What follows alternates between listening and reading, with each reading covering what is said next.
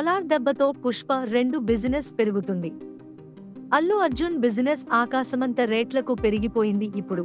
అదేంటి ప్రభాస్ హిట్ అయితే అల్లు అర్జున్ కు బిజినెస్ పెరగడం ఏంటి విచిత్రం కాకపోతే అనుకోవచ్చు.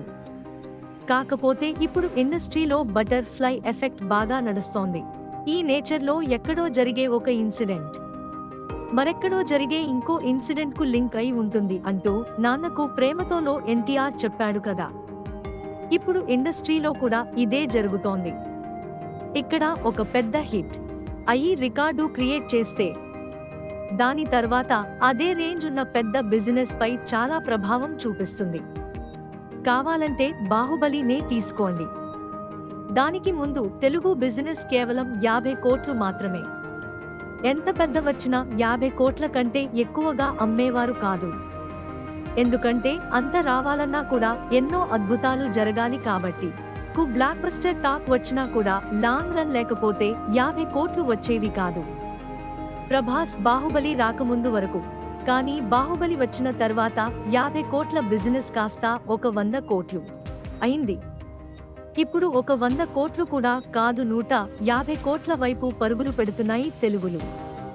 అందులోనూ నైజాం మార్కెట్ లెక్కకు మించి వసూలు చేస్తోంది. మొన్నటి వరకు సలార్ నైజాంలో 60 కోట్ల బ్రేక్ ఈవెన్ సాధించడం చాలా కష్టం అనుకున్నారు. మైత్రి మూవీ మేకర్స్ సలార్ను 60 కోట్లకు కొంటే బిజినెస్ తెలియదు అన్నట్లు చూశారు.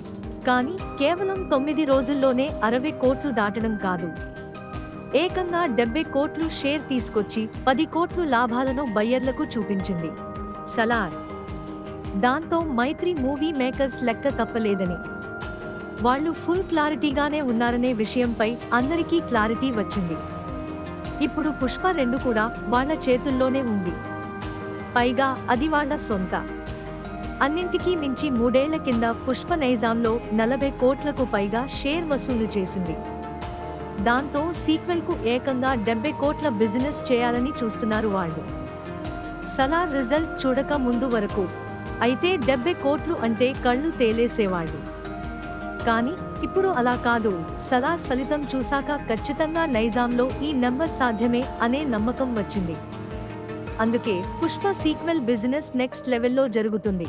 వీడియోస్ కోసం